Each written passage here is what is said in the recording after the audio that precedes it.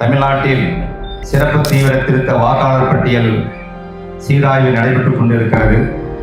எஸ்ஐஆரை கண்டித்து கொண்டு வந்துள்ள பாஜகவின் கைப்பாவையாக செயல்படும் இந்திய தேர்தல் ஆணையத்தை கண்டித்து நடைபெறுகிற மதசார்பற்ற முற்போக்கு கூட்டணி சார்பில் நடைபெறுகிற மாபெரும் கண்டன ஆர்ப்பாட்டத்திற்கு இங்கே வருகை தந்து திரளாக கண்டனவுரை ஆற்றிய அனைத்து கட்சி தோழர்களுக்கும் மதசார்பற்ற கூட்டணி கட்சியினுடைய தோழர்களுக்கும் என்னுடைய மனமார்ந்த நன்றியை தெரிவித்துக் கொள்கிறேன். தமிழ்நாடு உட்பட 11 மாநிலங்களில் இந்த சிறப்பு தீவிர சேர்க்கை இன்று நடைபெற்றுக் கொண்டிருக்கிறது. நவம்பர் 4ஆம் தேதி தொடங்கி டிசம்பர் 4ஆம் தேதிக்குள்ள முடிக்க வேண்டும் என்று இங்கே சொல்லியிருக்கிறார். அது இந்திய தேர்தல் ஆணையம் என்பது அது ஒரு ஜனநாயக கோட்பாடு.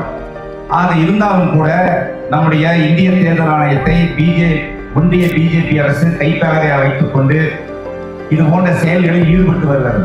இதுல நிறைய பேருக்கு பிஎல்ஓக்கு என்ன சேர்க்கிறது, நிறைய பேர் பிஎல்ஓக்கள் அங்கன்வாடியாக பணியாளர் இருக்கிறார்கள், சத்துணவு பணியாளராக இருக்கிறார்கள், சிலர் ஆசிரியர் இருக்கிறார்கள். ஆசிரியர் வேண்டும் என்று சொன்னால் தெரியலாம்.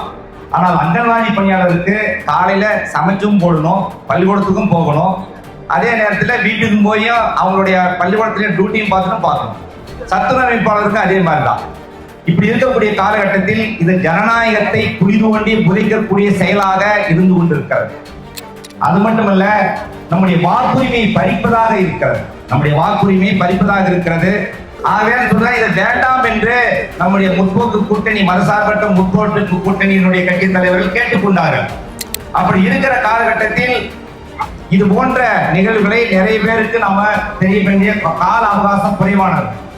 பீகாரிலே ராகுல் காந்தி அவர்களும் நம்முடைய கழகத்தினுடைய தலைவர் தமிழ்நாடு முதலமைச்சர் அவர்களும் கண்டு பிரச்சாரம் செய்தார்கள். இது வேண்டாம், இது நாட்டுக்கு உகந்ததல்ல, இது கால அவகாசம் வேண்டும் என்று பிரச்சாரம் செய்தார்கள். அப்படி கேட்டும் அவர்கள் அந்த திட்டத்தை நிறுத்தவில்லை. ஆனால் பீகாரிலே இன்றைக்கு கிட்டத்தட்ட 60 லட்சம் வாக்காளர்களை நீக்கியிருக்கிறார்கள். 60 லட்சம் வாக்காளர்கள் நீக்கியிருக்கிறார்கள். இது வேண்டும் என்றே பிஜேபி அரசு தமிழ்நாட்டில் எப்படியாவது கால் ஊண்ட வேண்டும் என்ற நோக்கத்தோடு செல்கிறார். ஆகவே நீங்கள் நினைத்தாலும் அமித்ஷா வந்தாலும் யார் வந்தாலும் மோடி வந்தாலும் தமிழ்நாட்டில் நிச்சயமாக கால் ஊன்ற முடியாது என்பதை இந்த கண்டன கூட்டத்தின் வாயிலாக நான் தெரிவித்துக் கொள்ள கடமைப்பட்டிருக்கிறேன். ஆகவே கால அவகாசம் குறைவு. அது மட்டுமல்ல, இது தேவையில்லாத மழைக்காலம். இதை கருத்தில் கொண்டு இதை நீக்க வேண்டும். இன்றைக்கு வழக்கு இருக்கிறது. இன்றைக்கு வழக்கு நீதிமன்றத்திலே மதசார்பற்ற கூட்டணி கட்சி சார்பாக வழக்கு போட்டிருக்கிறார்கள். அது எந்த வகையில் தீர்ப்பு வந்தால் சாதகம் வந்தால் நமக்கு நிச்சயமாக நடக்காது.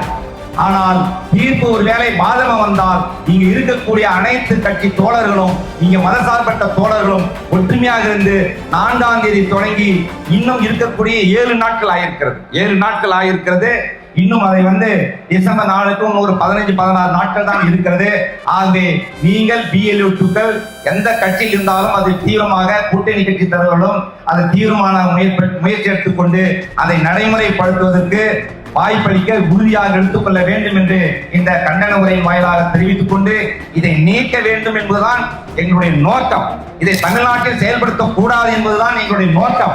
அதை தாண்டி செயல்படுத்தினால் நிச்சயமாக தமிழ்நாட்டில் இருக்கக்கூடிய மதசார்பற்ற முற்போக்கு கூட்டணியினுடைய தோழர்கள் அடிப்பார்கள் என்பதை ஓட விரட்டுவார்கள் என்பதை இந்த நேரத்தை தெரிவித்துக் கொண்டு கண்டன உரைக்கு நன்றி கூறி விடைபெறுகிறேன். நன்றி, வணக்கம்.